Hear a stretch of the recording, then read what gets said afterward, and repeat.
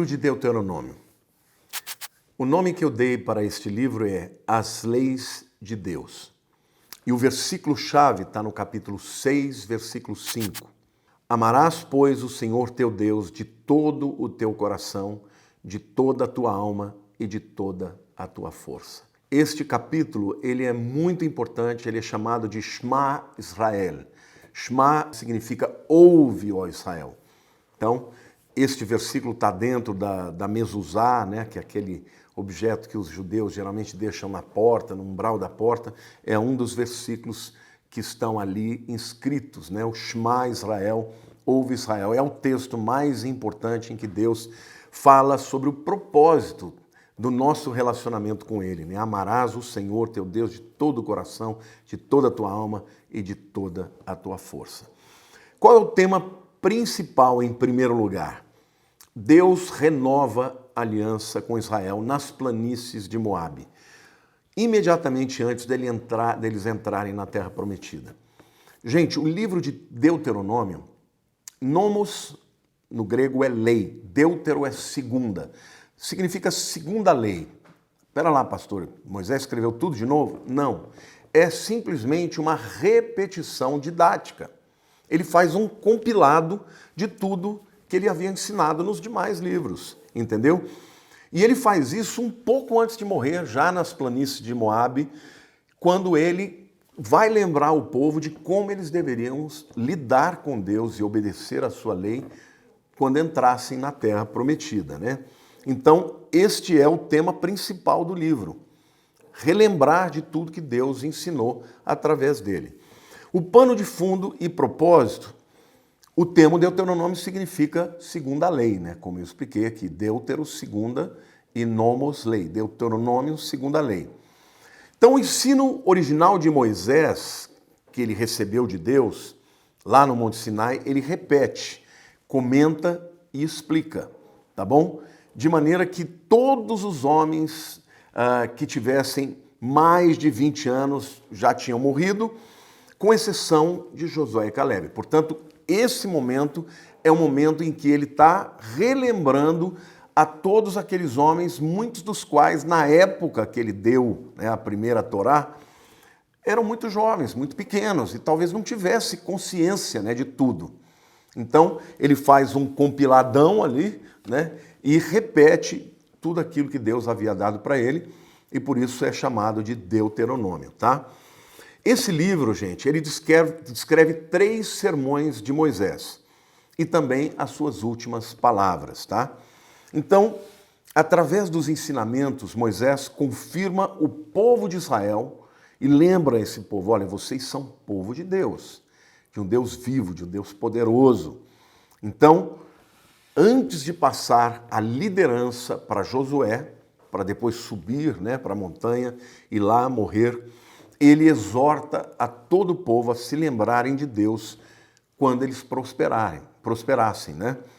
E ele avisa que eles seriam disciplinados se eles desobedecessem a Deus. É lá no capítulo 8 que ele fala para o povo, olha, quando vocês chegarem lá e herdarem casas que vocês não construírem e estiverem colhendo coisas que vocês não plantaram, lembrem-se que foi o próprio Deus que deu, né, a capacidade e a habilidade de prosperar.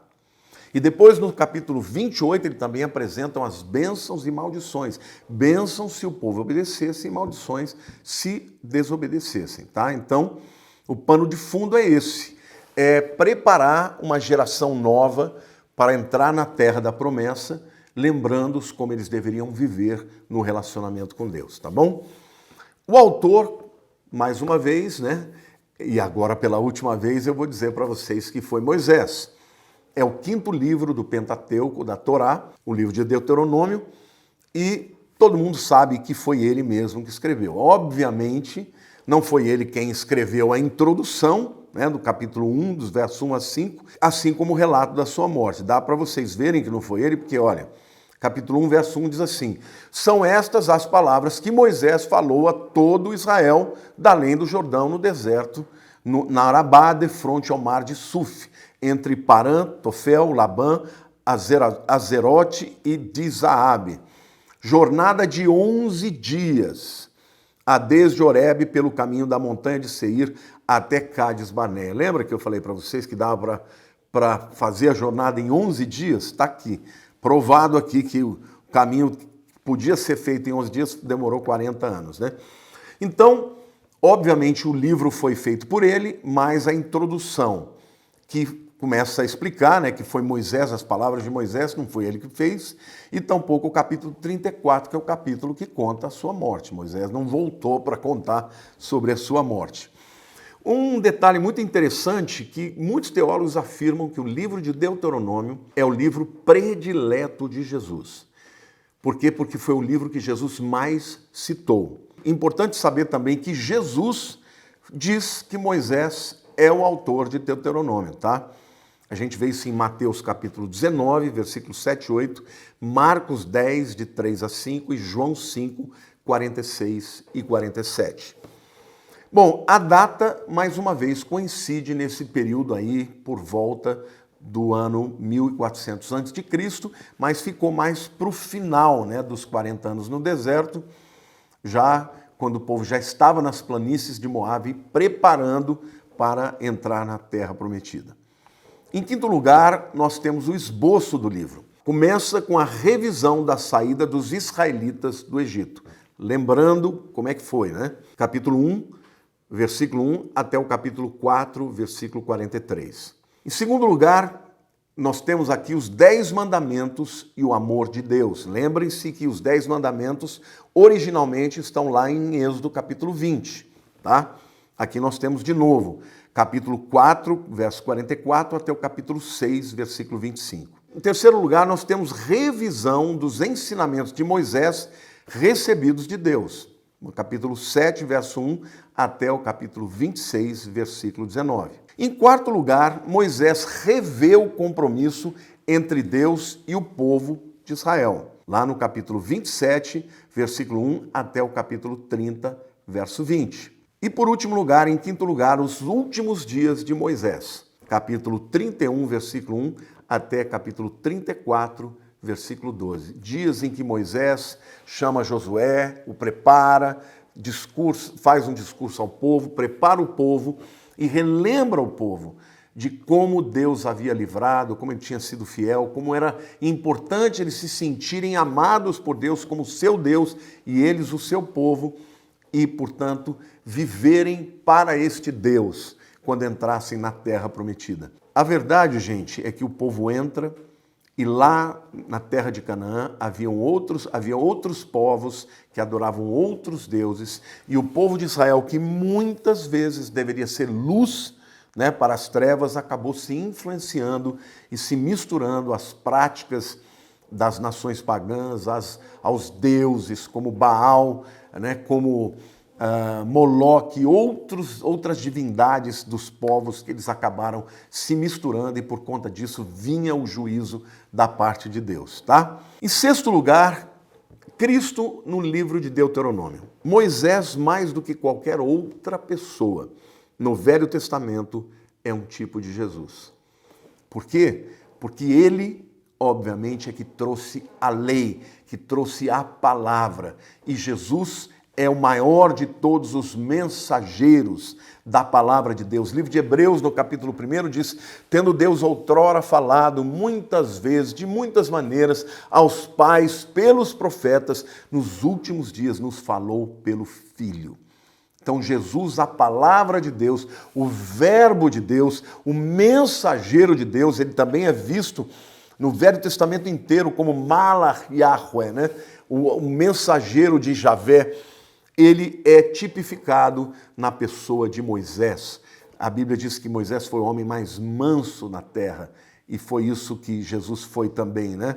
Jesus diz que ele é maior do que Moisés. Certa vez Deus quis riscar o nome do povo de Israel do seu livro da vida, e Moisés fala: não, Deus, se o Senhor for riscar o nome deles, risca o meu primeiro. E Deus, então, porque Deus fala: eu vou fazer um novo povo com você, Moisés. Nós vamos começar do zero, nós vamos zerar isso tudo, e esse povo vai ser eliminado, e um dia haverá um outro povo, um grande povo, que eu vou iniciar agora com você. E Moisés fala: não, Deus, se for para matar esse povo, risca o meu nome também do teu livro. E foi isso que Jesus fez. Ele não permitiu que nós tivéssemos o nosso nome riscados do livro da vida, porque ele morreu no nosso lugar. E a Bíblia diz que todo aquele que nele crê tem o seu nome inscrito no livro da vida do Cordeiro que foi morto desde a fundação do mundo. Então Moisés, o grande legislador, o grande mensageiro da palavra de Deus, aquele que lutou contra Faraó para libertar o povo, representa, é um tipo de Cristo, porque Jesus contendeu com Satanás e venceu a Satanás, ele pisou na cabeça da serpente e ele é o libertador, é aquele que nos leva até a presença de Deus. Então, não existe outro nome no Velho Testamento mais próprio para ser um tipo de Cristo do que Moisés. E Jesus é o nosso libertador, é o nosso legislador, é o nosso juiz, né? Haverá de julgar o mundo inteiro. No caso dos crentes, não é um juízo para salvação ou perdição, mas é um juízo para galardões, né? Mas ele, Jesus, para aquele que nele crê, ele não é o juiz, ele é o advogado. Nós seremos julgados sim pelas nossas obras para galardões e não para salvação ou perdição. Então, o livro de Deuteronômio é um livro lindo, um livro muito importante, porque foi o livro que Jesus mais citou. E por isso muitos dizem que era o livro que ele mais amou. Eu espero que você tenha gostado, que esteja aprendendo. Mais uma vez eu dou a dica, veja essa aula várias vezes, anote, faça comentários. Quando for ler a Bíblia, quando for ler o livro, escreva do lado, ponha notas de rodapé, porque é desse jeito que a gente aprende.